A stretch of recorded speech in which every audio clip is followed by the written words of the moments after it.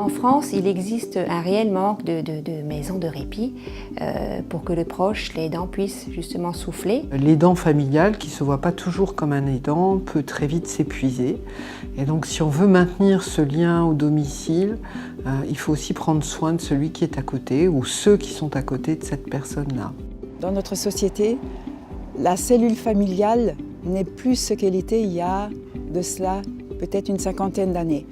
Donc les aidants se retrouvent très souvent démunis parce qu'il n'y a pas quelqu'un pour prendre un relais. Nous avons donc créé cette association ACEPAL qui développe justement un projet de maison de répit pour des personnes en situation palliative, tout simplement pour que leurs proches puissent souffler. C'est une maison qui fonctionnera 24 heures sur 24, toute l'année, elle sera ouverte. Elle proposera des séjours de répit entre 1 et 3 semaines, adaptés avec à la fois la famille et le patient.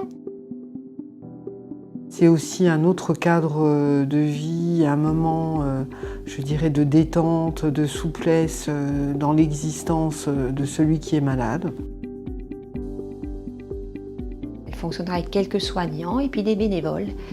Elle proposera également des activités, parce que le patient malade, atteint de maladie grave, il a aussi besoin parfois de faire des activités. Donc on va lui proposer des activités. Telles que de la musicothérapie, de l'art-thérapie, voilà, des choses qui ne sont pas possibles au domicile. Ces maisons de répit peuvent être ouvertes à toute personne qui est gardée à la maison, qui sont en situation de longue maladie. Ça va à des personnes en situation de handicap, des personnes en fin de vie, des personnes qui ont peut-être des pathologies plus dures, plus structurelles, mais qui sont dépendantes, qui ne peuvent plus rester toutes seules. Et puis c'est des personnes aussi qui pourront être maintenues à domicile parce qu'il y a la possibilité du répit.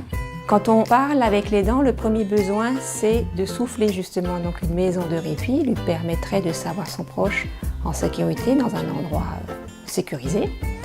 Et donc ça agit forcément sur la santé de l'aidant puisqu'il ne s'épuise pas. Le premier risque, c'est s'épuiser. On a besoin de soutien parce qu'aujourd'hui, on est un petit peu coincé. On n'a toujours pas de terrain, on n'a pas trouvé de terrain ni d'endroit à aménager ou à réaménager.